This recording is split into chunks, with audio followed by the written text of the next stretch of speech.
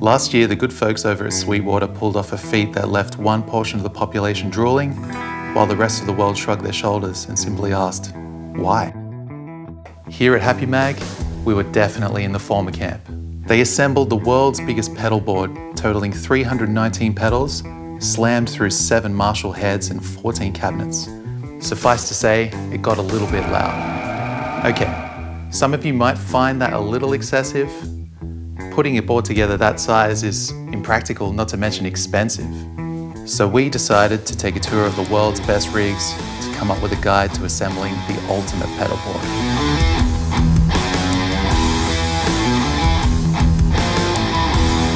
So what goes into a pedal board that covers all the classic and original tones that a guitarist might need, no matter what style you play? It helps to break stompbox effects into 3 broad and simple categories. Let's start with color. This kind of pedal adds saturation or distortion to a guitar tone. Right from the Kinks' experiments with a razor blade and speaker cone, conjuring up the immortal tone in You Really Got Me, guitarists have been fascinated by this aggressive sound.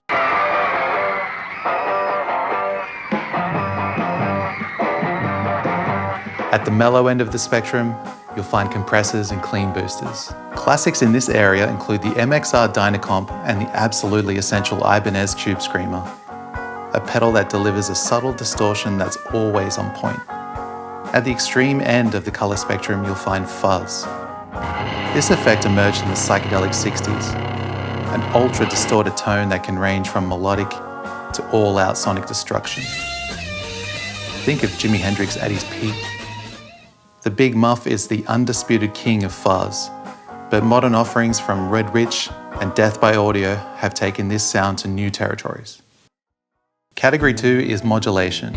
There are many flavors of modulation, yet the basic principle is the same. The splitting of a signal, the pushing of one of those signals out of phase, and incorporating a notch filter to sweep through the frequency spectrum.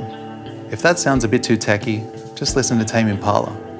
Kevin Parker has built a career on the back of modulation effects, and it's worked out pretty well for him, right? Chorus, phaser, and flanger are the names to look out for when you're searching for a modulated tone. Chorus is an especially useful effect for guitar. It can be used to thicken up a melodic line, and when applied liberally, it's like taking a time machine back to the worst excesses of the 80s, which isn't a bad thing. Lucky last is the field of ambience.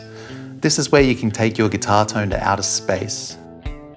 The roots of ambient effects stretch way back to the early 50s when musical polymath Les Paul first started experimenting with tape delay.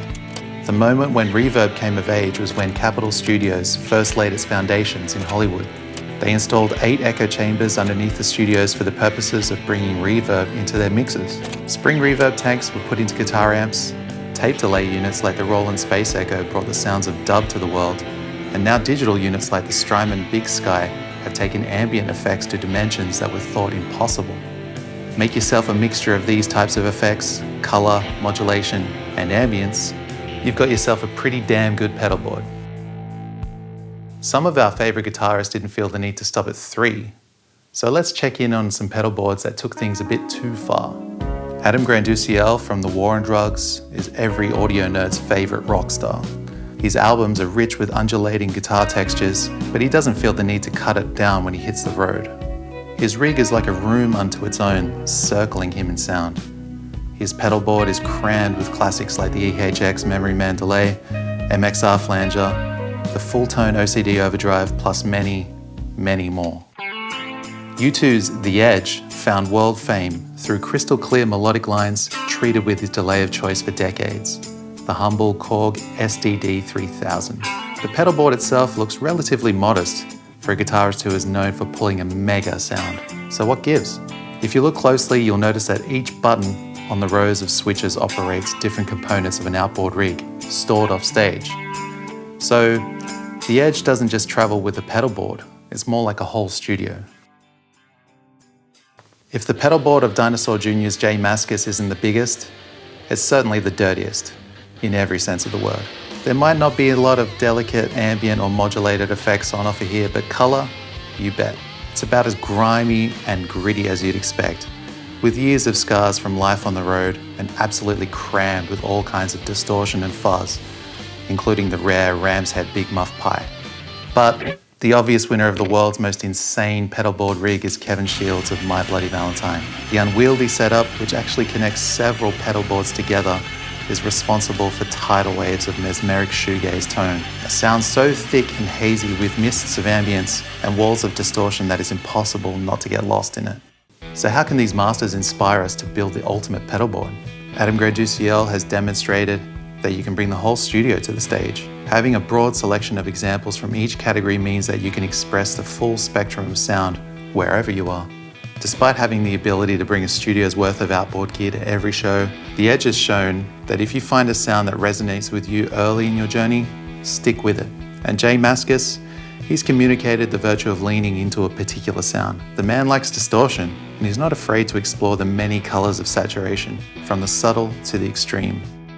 If the tone that made My Bloody Valentine resonate with a generation of shoegazers requires everything and the kitchen sink, then that's what Kevin Shields is going to bring. Finding the right blend of these philosophies will result in a pedalboard to die for.